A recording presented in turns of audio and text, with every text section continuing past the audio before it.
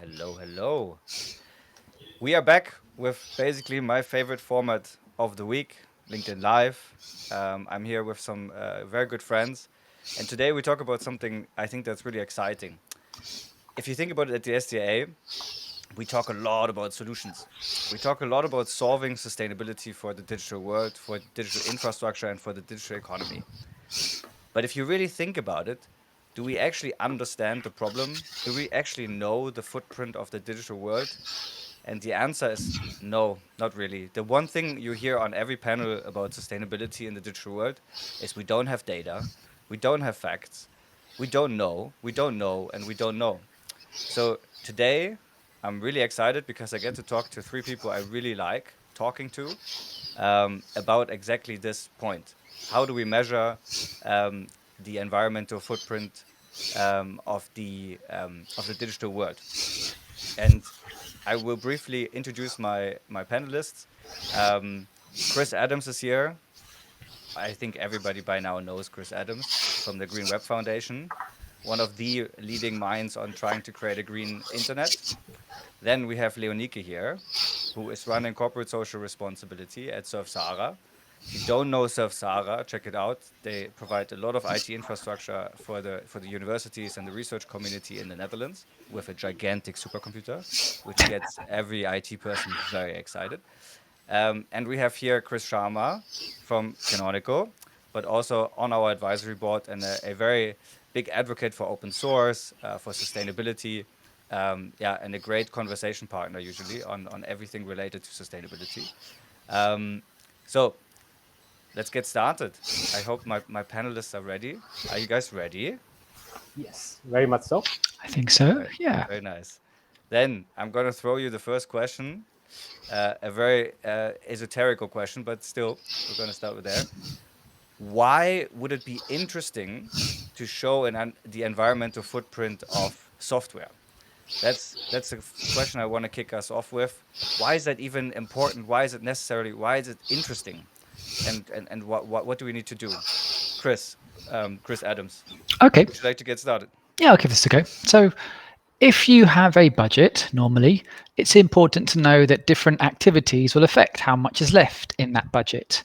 And if we accept that the energy has to come from somewhere and the things that create service have to come from somewhere, then there's going to be some notion of a limit there, right? And we know that we have hard physical limits that the science has spelled out for us over the last 20 years in increasingly confident and clear and, in many cases, quite alarming terms. So I feel like if we already have a budget here in terms of kind of carbon or various materials, then it makes a lot of sense to know what we're doing so we can optimize to stay inside that budget to achieve the best possible outcomes. And when you do not, when we're not going in the direction we might need to, then there's a good reason to think about, okay, what kind of market forces or what kind of rules and things do we want to have to create the incentives so we stay inside this kind of budget, and so that in our supply chain we can make informed and data driven decisions around this.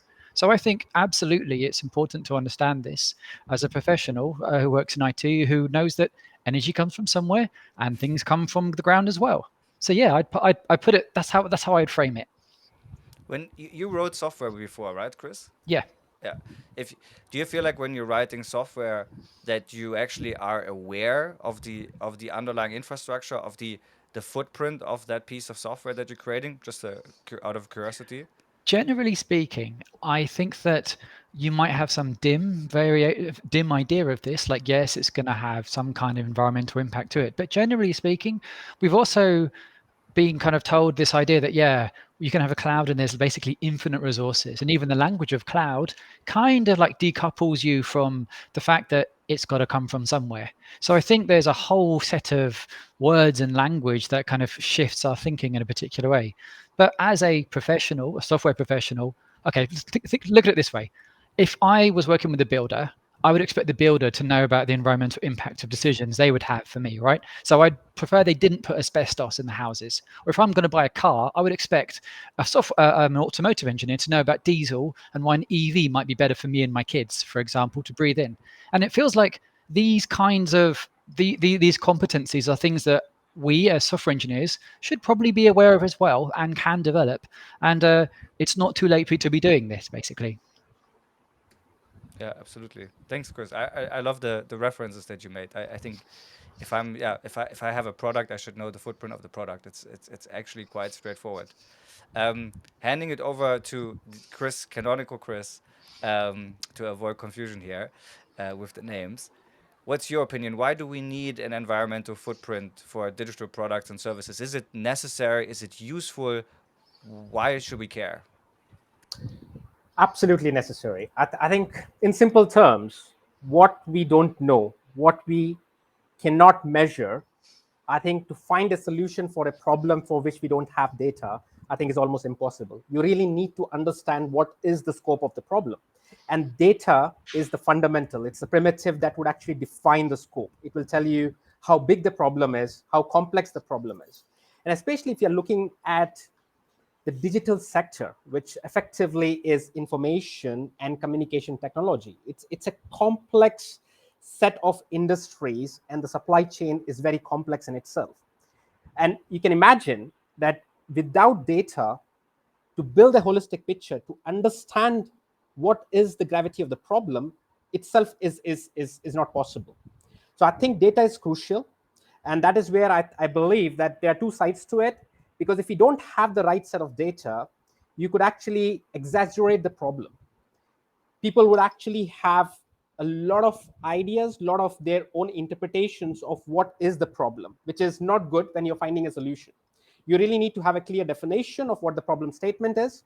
And that is where I think all of us who really care about the planet, who worry about sustainability, can come together and find a solution. So I think data is fundamental to addressing the sustainability goals. I couldn't agree more, Chris.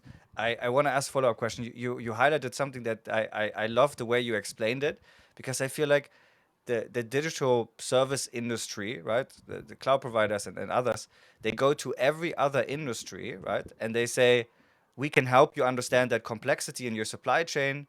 We can find that data and we can manage that data for you. And then it makes me wonder, why do you think the digital industry, to which I count myself as well, right? Why don't we apply that first and foremost to ourselves, right? Why don't we bring that competences, this NVIDIA AI supercomputer, to understanding the bringing that data and the complexity and understanding that in the digital world? So I think I would say that most of the organizations are socially, environmentally aware, and I would believe, being a glass full or glass half full person, I think what we really need to understand is everybody who's conscious about the fact that we need to leave our planet Earth, for our future generations healthy, would really actually consciously take a decision to take the right step in contributing towards carbon neutral, or even actually, as I said, like carbon zero environmental impact. And how can we do that? I think organizations are taking steps in their own right.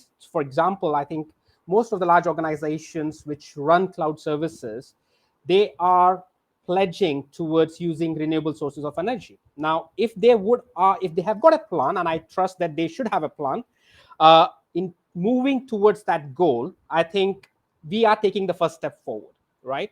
But it is difficult because I think if you look at right from the raw materials contributing to the digital infrastructure, and then the definition of digital infrastructure itself, which comprises of the hardware, the software, and then what happens in the combination of those two. And I think that makes the problem statement much more complex. So effectively, what I would say is, yes, I would want it to be a very positive message that everyone should take their initiative, both personally as well as at the corporate level, to contribute towards a carbon zero environment.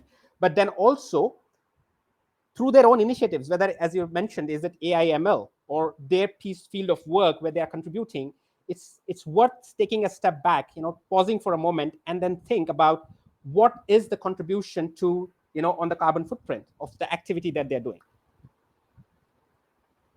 Yeah, I like that. Yeah, it's a lot about responsibility, and I do agree with you that I think the majority of digital companies are trying to take that responsibility, but it is also not easy. I have to really agree with you there. We always hit very hard on the big tech companies, but at the same time, we're looking ourselves at, how to connect the physical footprint through virtualization layers, and it's not easy because the whole thing was designed to forget about the physical infrastructure. And Leonike knows a lot about physical infrastructure. I learned because she's also a proper nerd. So Leonike, you also get to answer this question. Why is this environmental footprint important? Do we need one? Do people care? Do researchers care? Do students care? Is it important? Well, they don't care so much because they don't know. I think that's why it's important. We have to create awareness, and we can only create awareness if we show the figure. So we see a little change now in the research world where actually researchers are trying to see their impact that their own research has on the carbon footprint. Um, but still numbers are not there. So it's actually very, very important just to create awareness. That's where we start. And if you have the awareness and if it's in your face, you will or you might change your behavior. And there's so many things we don't know. Even us, I mean, the three of us, the four of us, we don't know everything, that all the numbers, and I think that's also part of the problem that people just looked away because it's so difficult. We know it's difficult, but now it's time to start. And through cooperation, we can fix it. We can do everything. I like that. That was the whole idea of the SDA originally, Leonike, collaboration at the across industry boundaries. I want to throw a question from our dear friend Jeroen at you, which I think will be very easy for you to answer. Um, he asked, so you need this budget constraint, yes, but you also need data from the supply chain, right? So you need data from the hardware manufacturers, you need data maybe from your power company. Do you feel like you have that supply chain transparency when you go to your suppliers in like hardware manufacturer, for example? You can get numbers now, uh, and they will show you a nice PDF, like this is the carbon footprint of a server, for example, but you don't know the exact data behind it, and that makes it very difficult to believe because also know that different suppliers use different methods. So, and if you don't know the data behind it, which one do you want to believe? It's a start. I mean, I'm glad that we're starting to provide these numbers. We have to start somewhere, but having more open data would be like, and also probably more some independent source of information instead of having the suppliers supply their own data. Yeah. Yeah, That's a very independent good verification. point that you've raised. I think I agree, Leonake, because the point that you mentioned is that yes, you would have data, and the data is collected through a certain approach. Now, what really becomes important is a journal agreement, a standardization in terms of the methodology, in terms of the approach for collection of the data, and that is where I think when you bring that to the common level, then everybody can actually measure it, and it would make sense for everyone saying what is the benchmark, what is the target that they should be looking for. And I think that is one positive step. I think we should take it out of the discussions, because the right approach and what is the methodology and what organizations and how organizations can come together and agree on it. It could be one at the hardware level, and then we really need to understand about the software, and software is much more complex, and I think we really need to appreciate that it's a slightly harder problem to crack. I agree. I think there's this great study done by the International Telecommunications Union, the ITU, how to do a life cycle assessment for the digital world, and it's 200 pages long. And I think it demonstrates, if you want to do it for the whole system, I think it's very difficult. I think it's looking at it as a supply chain and taking it apart and then agreeing on each layer. How do we make the footprint of the chip, of the server, of the virtual the operating system, right here for Chris it's then Ubuntu, the virtualization layer of Kubernetes, and then the application, and then the sum of all that forms the ultimate environmental footprint. But I think everybody's tried to do it for the whole system, and it's just too complicated. I think no human being can actually do that. So we need to take it step by step. I think that's very useful. Um, Chris Adams, I'm gonna bring you into the future, back into the future. So I want you to imagine, and this is my philosophical side. I'm really sorry, but I always find it useful to think about a positive future. So let's say we have an environmental footprint, right? Let's say every piece of software you put it, a builder knows the footprint of the building. So every software developer, every software vendor knows the footprint of their software all of a sudden. What would change? What do you think would change in terms of people's behavior or customer behavior, or what do you think would change in the future if that were there? I think if you had the information necessary for you to optimize for things like carbon and other indicators like water, I think you would, for a start, end up with radically more efficient use of existing assets from like the kind of relatively wasteful process of burning coal where you lose most of the energy when you just want the electricity compared to renewables, all the way through the supply chain. And I think you'd end up with different kind of capabilities inside your team. You might have something like a sustainability engineer, and you might have different numbers on your dashboards. I think if you had the case where different devices were able to kind of self-describe their own environmental impact, then you would probably end up with tools themselves to assist in scheduling where and when you might run compute jobs based on what the expected impact is going to be onto the surrounding environment, but also what the cost would be in terms of how green the energy might be if you've got things like a kind of internal carbon price. I think this you already see some glimpses of this already, and we can point to examples of companies doing this right now. So Microsoft, for example, internally they have a carbon price of around $15, or have had for the last year or so, for all of their purchases and all of their internal operations, as a way to kind of incentivize greener activities or to create a kind of carbon war chest for doing for investing in sustainability. They've also used this as a way over time to basically, when they have had, say, results they weren't expected, like their emissions being higher than they thought they would have been last year, they've used this price to basically change the incentive structure for certain things. So now inside Microsoft, there is a $100 per ton or kind of internal carbon price on aviation, because that's been one of their main drivers. So I think you might expose these numbers to people. You'd also have different structured contracts, I think. And Salesforce are already doing this, where they have something called a Salesforce exhibit, which is basically from a bunch of open source contract clauses, where they basically say, if you're going to be our supplier, if you're a supplier, then you need to show that you've accounted for the carbon emissions in this in a way that we can consume. And I think you'd have more tools like that at a kind of product manager and a business level that have been enabled by the devices themselves and the tooling exposing these numbers that are otherwise quite difficult to find at present. I have to say, I love the idea of a sustainability engineer. I would apply for that job. There's this idea of this SRE, right? That I think originally came out of the cloud world, the site reliability engineer, and this whole philosophy of SRE. If we could do the same for sustainability, I think that would be amazing. Like just engineers walking around trying to reduce the footprint of the infrastructure. That would be incredible. I'll pass the ball to Leonike first now. What do you think? So teleporting into the future, we have this footprint. This stream would have in the bottom right corner the real-time footprint of the stream. What do you think would change? Would we turn off the camera? I think Chris suggested that earlier.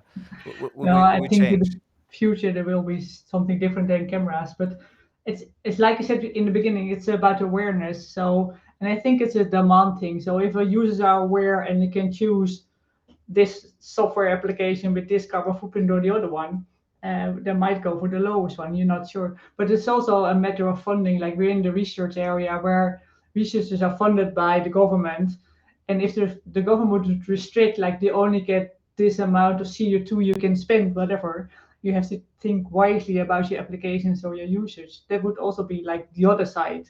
So more force driven, but also I think the demand side. And that's why I think still this awareness is the first step. And yeah.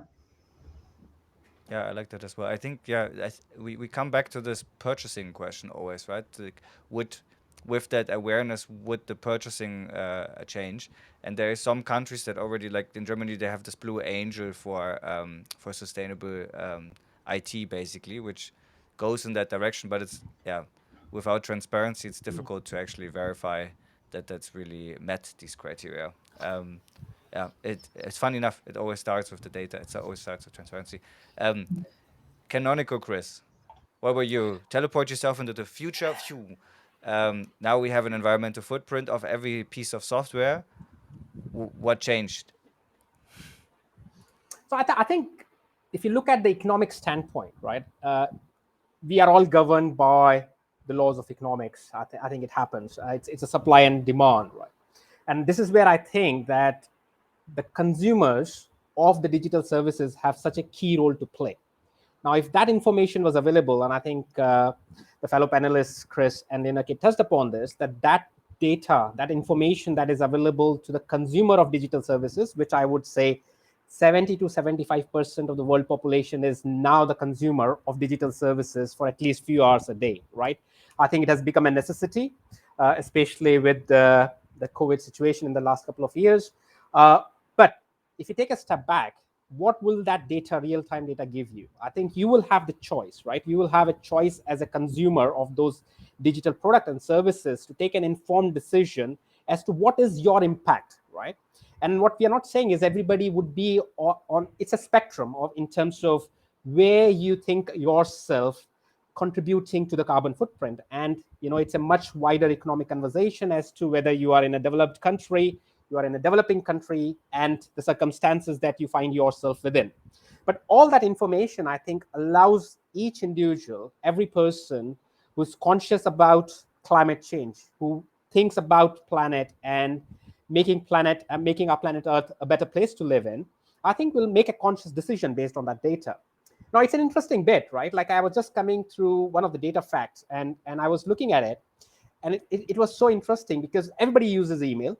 And then what it says is the global email usage generates as much CO2 that would actually put 7 million cars on the road. Now, the question is, if every single person in the UK would send one email less per day, that would reduce, and I think there's a percentage here, by 16,000 tons of CO2, which is, again, they actually compared it to equivalent to almost close to 80,000 trips from London to Madrid. Now that's startling, right? Like, because of the number of emails that everybody sends. And we think it's nice to actually send a response saying, thank you for your email. But if that's what is the message, I would say, like, you don't have to send an extra email, right? Because what you're doing is contributing to the carbon footprint. Now, if everybody was aware of what that actually meant, I think the choice would be obvious, right? Why would you send an extra email if it's not required? So I think data is the key, and awareness and making sure that you understand what that data implies, I think really makes a strong point for everyone. Go ahead, Chris. I think Chris wants to jump in. Yeah, I think while you do need to have data, I think there is a need for critical thinking around this stuff as well, and also awareness of what agency you might actually have. Let's say we talk about the email example, for example. Like, you can try right now, look inside your inbox, look how many emails have come from people, then look how many have come as marketing messages from various companies. And if you compare these, I think you'll see that the majority is not necessarily from people responding to little emails on this. And I think this is actually something we need to be somewhat aware of, about who has the agency when you do this stuff. The thing that's also be aware of that, if you don't have access to meaningful data, then you can end up with cases like where organizations, this one here, this whole kind of thing about email being a driver of carbon emissions, in many cases, this was actually from a power company called OVO in the UK, who basically, as part of a marketing campaign about 3 years ago, they built a browser extension to tell people about their new green energy program. And one way to get people looking at this was to build a cool browser extension, which got people looking at these numbers. And it's difficult to actually look into the kind of the provenance of all these numbers. And I feel that, yes, you can tell people to send one less email, but I'm not sure that's the most effective thing to do when really most of the agencies with the organizations who are sending masses and masses of newsletters on a regular basis. And I think that if we're going to have this discussion, we should really be aware of where the agency lies in this stuff. Because when you talk about shifting all the responsibility onto people, then you end up with scenarios where people, like we saw with the kind of the gilets jaunes in French, for example. If you don't have much ability to kind of control how much you're driving, for example, because you need to drive for work, then you're not going to be able to act upon, say, the cost of fuel, for example. And just the same way, if you need to use digital services to do your job or do cert or stay in touch with people who are distant from you, then I think putting the burden onto people for saying you're wrong for being on a Zoom call. I'm not sure that's the most productive of messages we could have, when you could actually be thinking about how you design incentives further up the supply chain where there is more control to actually end up with a greener outcome. I think you need to do both sides, Chris, and it's also on the consumer, because I never realized until you mentioned this about email. I just send emails all the day, and if it would be in your face every time you send an email, this email has a carbon footprint of. I mean, and also like for example, taking photos with your mobile phone and just send it off to the cloud somewhere. You do that all day constantly, and you don't realize. So I think it's to, of course you need the organization, the company side, but also on the consumer side, because we don't know. And also, three of us, we are aware, and we still don't realize how much we use by just using our laptop. And we also send unnecessary emails. I mean, yeah, I mean, we do. It's not just organization, but it's also people. And because we don't realize the carbon footprint that comes with that. But you don't have the data a lot of the time to make these decisions. No. And like, this is actually one thing, in many cases, you don't have the data, and the data will inform the mental model that you might want to have. So a lot of us might have a mental model of, say, driving, where if I say use the internet twice as much, it's like me driving twice as much. So I have twice the carbon footprint. But if you have a mental model which is like, well, it's not like cars driving, it's more like people cycling along a cycling path, where there's been a carbon footprint to build the cycling path in the first place. But once you then have that cycling path, you can use it quite a lot without having that much of an extra marginal impact. If we need to have the data to create these kind of mental models for this, so that we don't end up optimizing for the wrong thing. Because in many cases, I really don't think you should feel bad about replying to emails or speaking to or responding like a human to another person. And I feel like that is a really important thing to be able to do, compared to worried about, like, I mean, if you cared, you're going to have much more of an environmental impact by unsubscribing from marketing newsletters that you don't read anyway. They're not worrying about sending emails, for example. And this is the kind of stuff that we need to have some literacy on, because people don't really have this. And this is partly because you don't have access to the data. So I think that what we're talking about is exactly the same thing, right? It is, the fundamental thing is data. And the question that Max was asking is, if you had all the data, that was the starting hypothesis. So the question is, we are in the future, we had all the data, and how would it impact us? And effectively, if you had the data, I think the responsibility lies on both sides. Absolutely, to your point, Chris, I think the organizations and the agencies which are sending unsolicited emails, I think there needs to be an understanding. I think, again, it goes to the regulators, it goes to the government, and I think the marketing agencies and the regulators for them, as to what should be sent and how much should be sent. And again, I think there is a business there's a business model, and it delves into a slightly different conversation. The point that I was talking about, one email less, was not the fact that you don't have to reply to a mail which is necessary. Sometimes you receive an email and you're actually thinking, it's just an email, just respond to it and then say, thank you for your note. That is not necessary. I think if you have got something to convey, and I wasn't in any way suggesting that you shouldn't be using email and not trying to reach out to your colleagues and friends and family. Of course, you need to reach out, and that's the reason why digital technologies brings you closer. And effectively, I think there is a different side of the coin to digital, right? What I feel is there are two sides to the same coin. While there is a consumption and there is a carbon footprint of digital technologies, on the other hand, because if you're using digital technologies and we are working from home, you are, in a way, you're denting on the carbon footprint by not going to the office, right? You're not going and meeting somebody. You're not taking a flight to a different destination. So you are saving your carbon emissions on that front.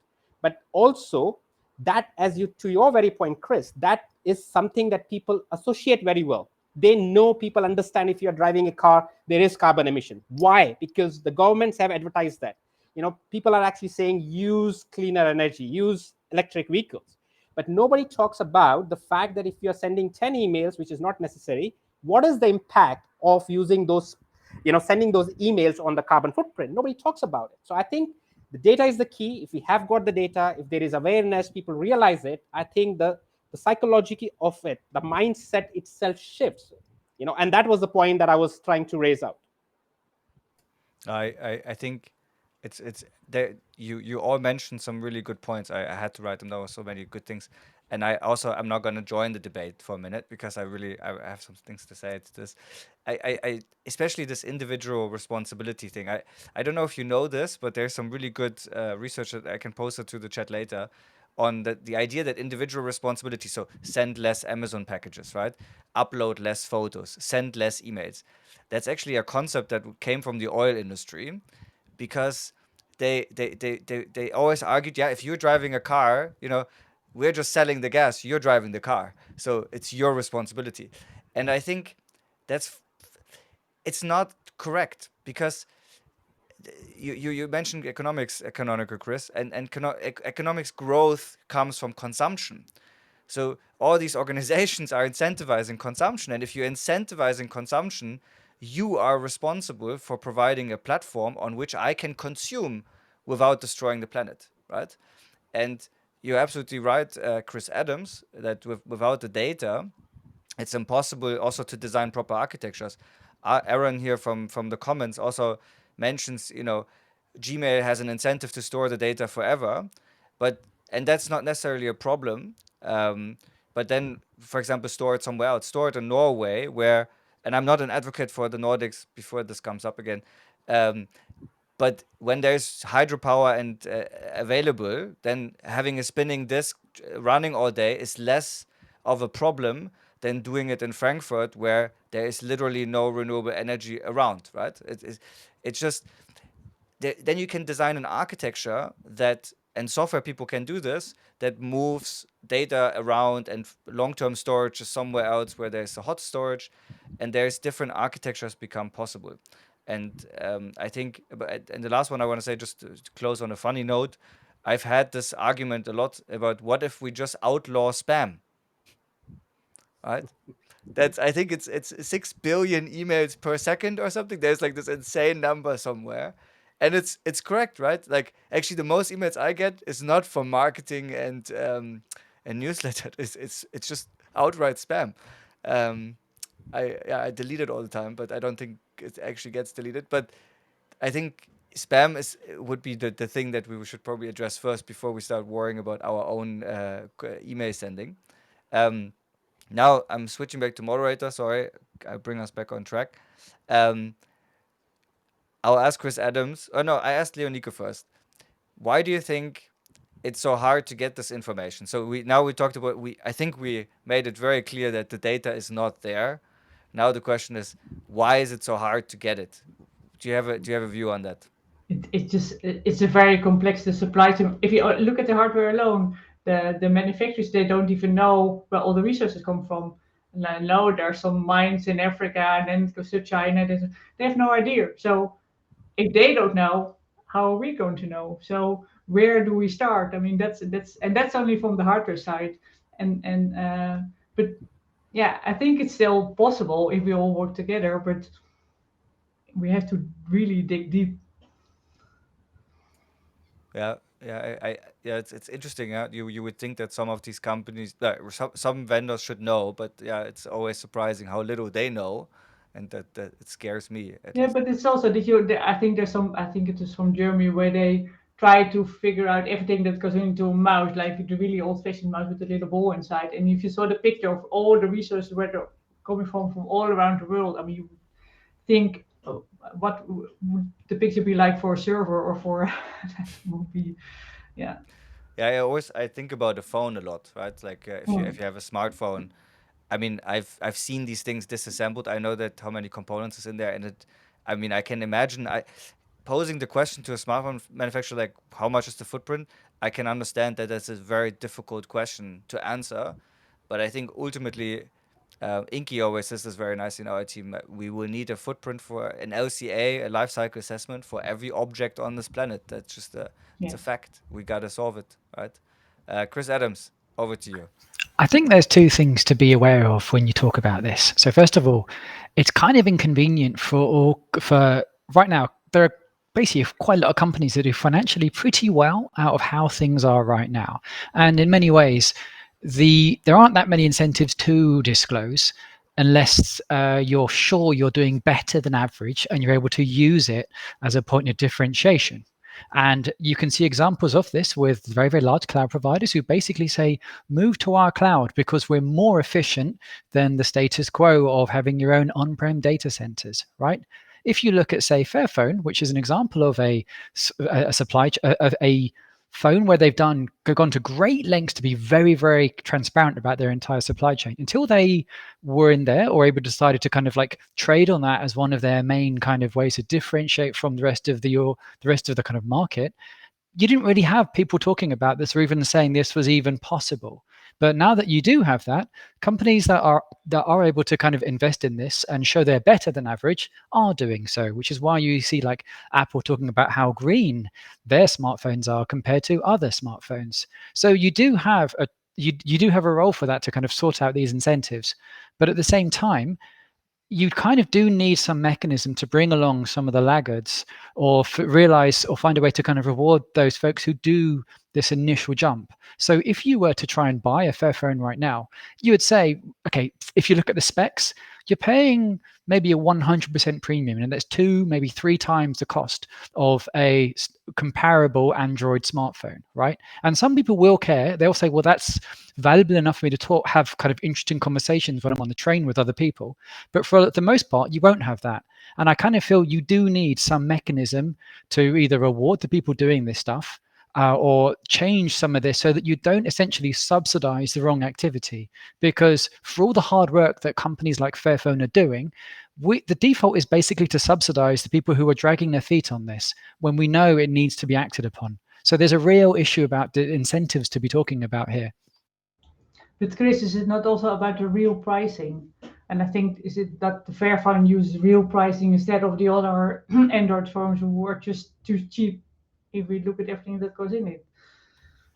So this speaks to the subsidying issue, like what we subsidize as society, and what kind of costs we've decided to internalize, and which costs we've decided to shift on to other people.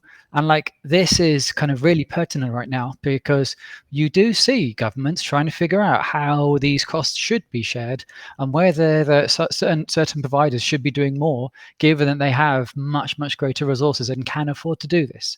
So we are likely to be seeing legislation happen in the next few months specifically around this topic, actually. Yeah, and you also see how much capital is amassed by some of these companies, which, like every economist would probably tell you, like there is a market, not a market failure, it's a strong word, but there is something is not accounted for if one company can capture so much cash fundamentally and reinvest it continuously to generate even more cash. That seems to be a bit too much. It seems to be a bit off. Yeah, I agree with you.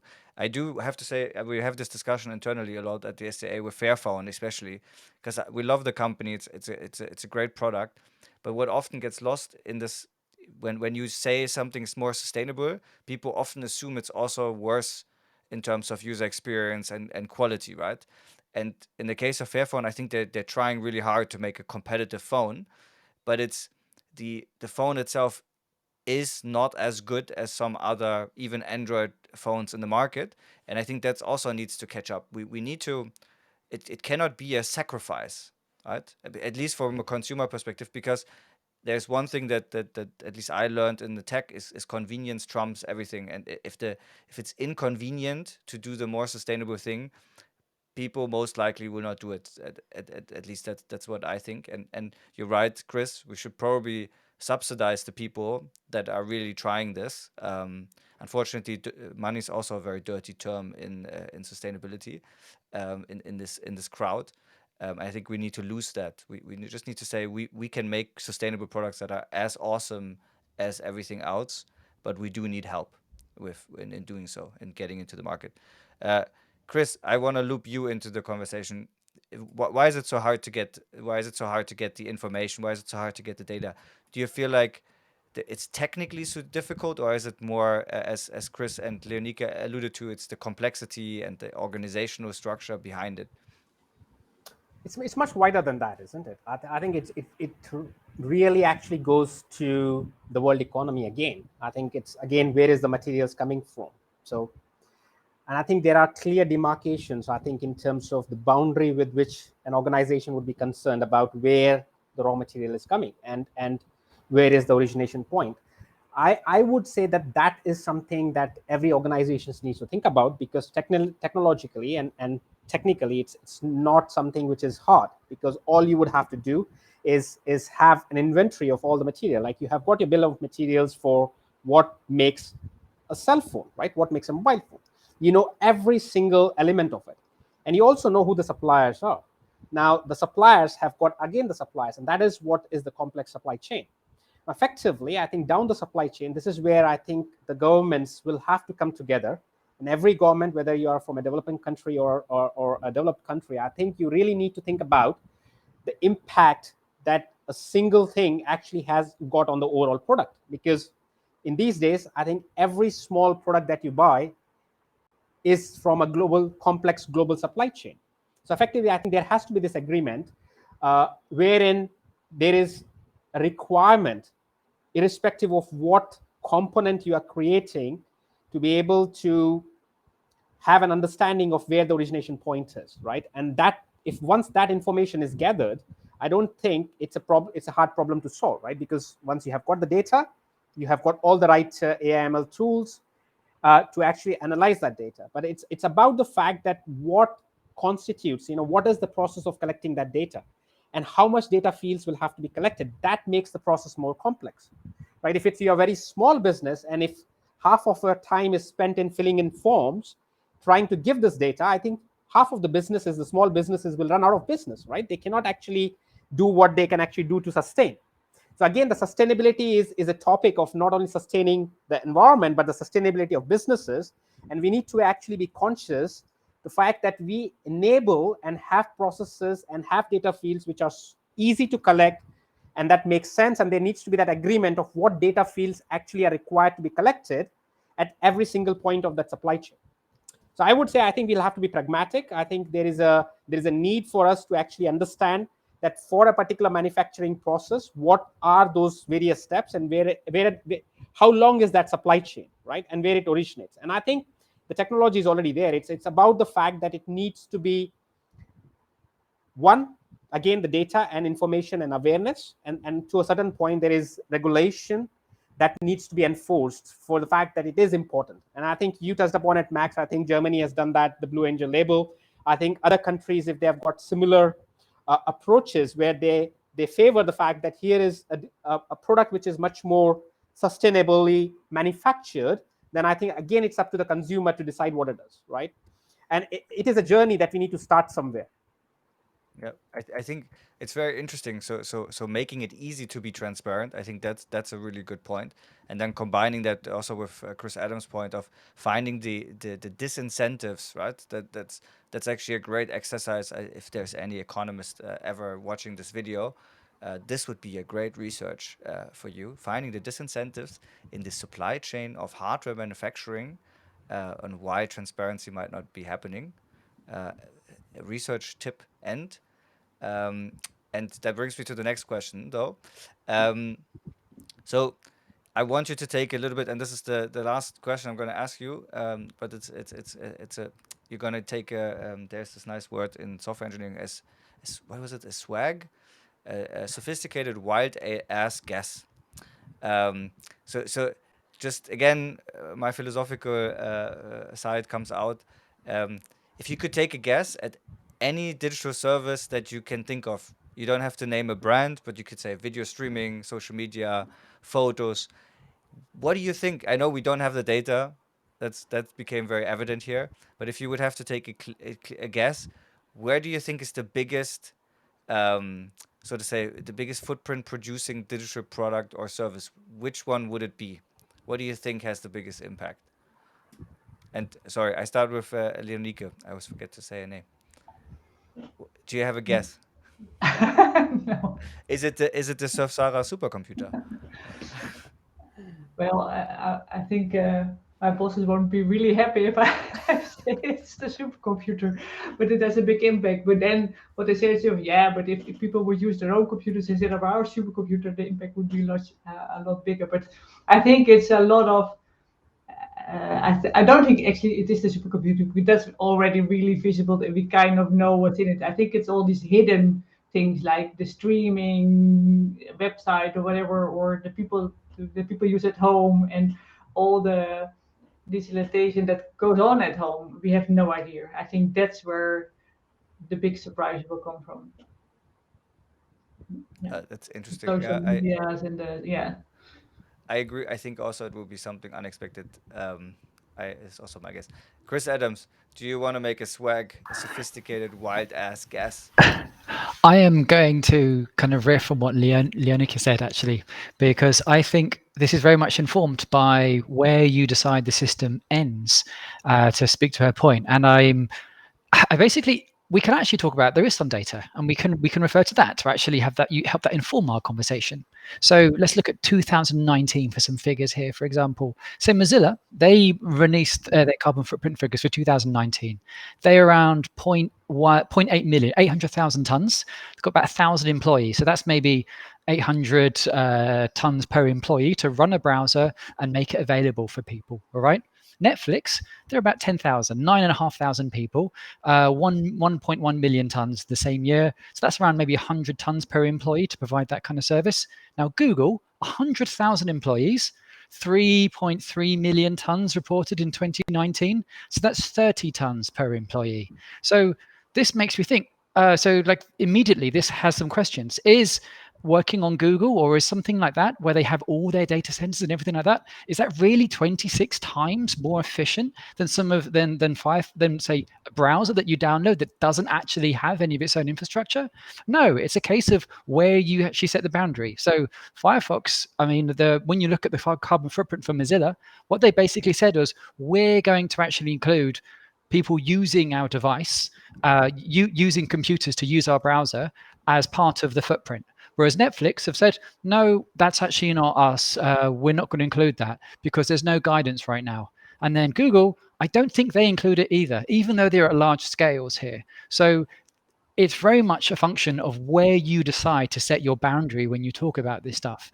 And if you don't have some clear guidance or any kind of consistency across this, you're going to end up with these wild numbers for what is essentially the same thing. And to make this even crazier, Google's figures for the year later were 4 times as much, just because they changed their footprint. Just like with Facebook, they had a 4-fold increase the following year because they decided to report it a different way.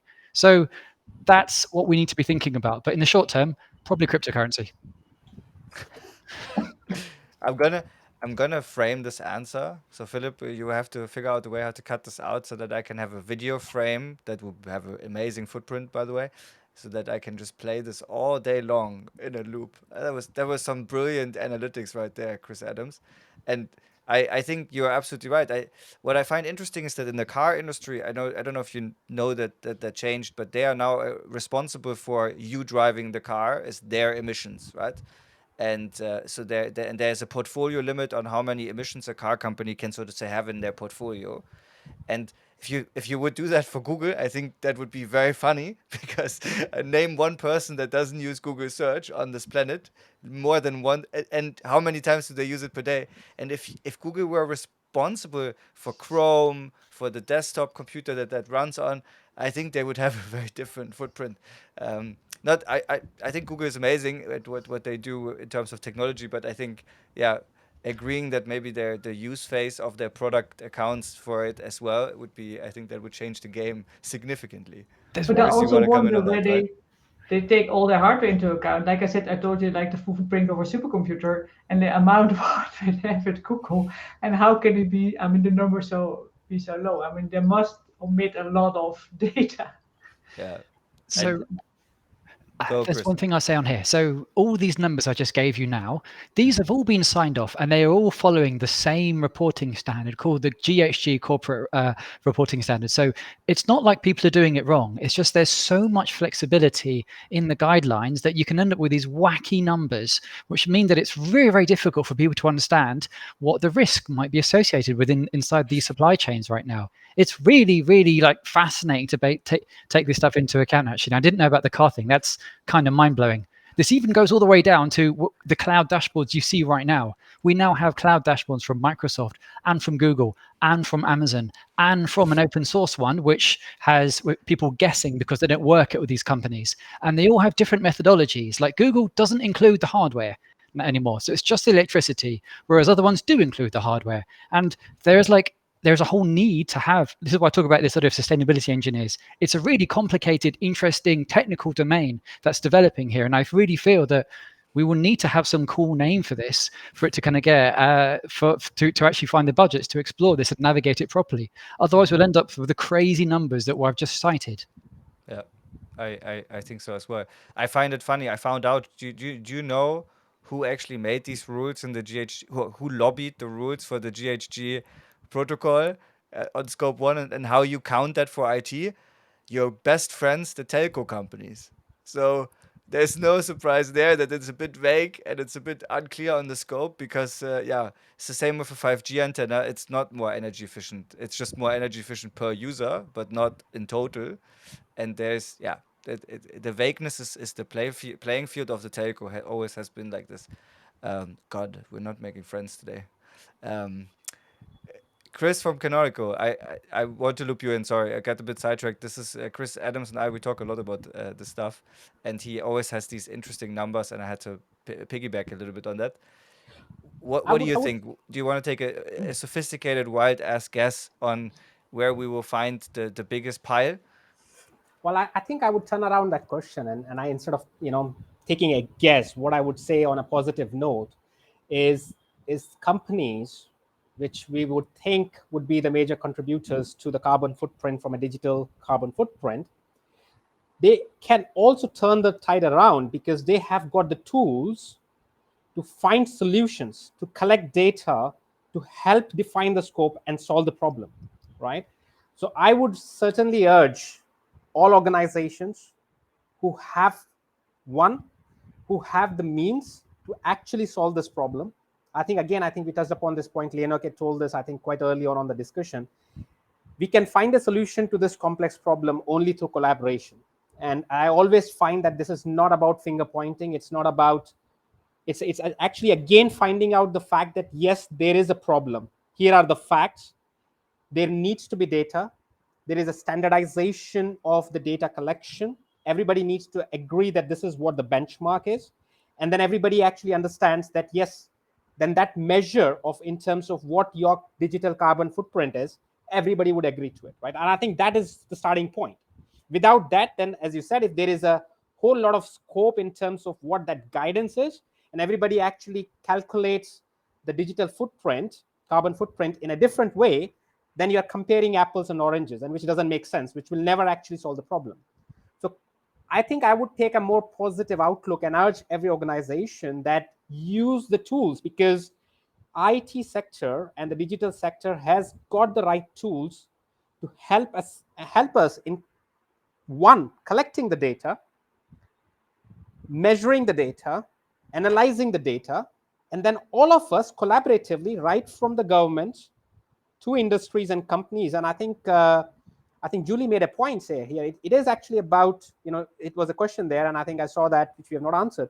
It is actually about the fact that it is the market, right? It is the supply and demand. And that was the point that I was raising earlier, that it is also, there is always going to be these two sides of the balance. There are producers, then there are consumers. If there is a huge demand for it, there would be suppliers who would come in. And it's not only the big companies, the small companies all added together also contribute to a significant portion of the digital carbon footprint. So I think being pragmatic and I think being realistic, what we really need to agree upon is there is a need for every organization, whether it's a large organization or a small, if you have got the means and if you can play a role in terms of collecting the right set of data, and organizations like SDIA working closely with the governments can come together to an agreement where we have got the right standard and the right methodology of collecting what data fields need to be collected, I think we will make a very positive step. I really appreciate you saying that, because I heard the word collaboration 3 times today, and it was not scripted for the dear audience. And that's the whole point of the SCA, is to bring exactly these people together that Chris just described, and to really drive collaboration, engage governments. And I can say governments really want to figure this out as well. Governments want to know the size of the digital economy, the footprint of it. I think there's a huge momentum right now, and I think we're almost hitting 100 members now this month. And there is momentum there. There are resources there to solve it, and there's also an opportunity there, right? So the people that can figure out how to measure that first and then to reduce it, they will have a competitive advantage. Now I will stop talking. We will stop talking.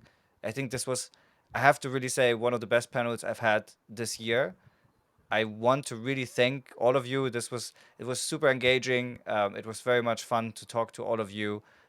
Your contributions are very valuable, and yeah, I'm so glad that you're all part of the SDA, and that we can do this together. Thank you so much. Thank you. Thank you all. My Thank pleasure. you, Max, Cheers. for moderating.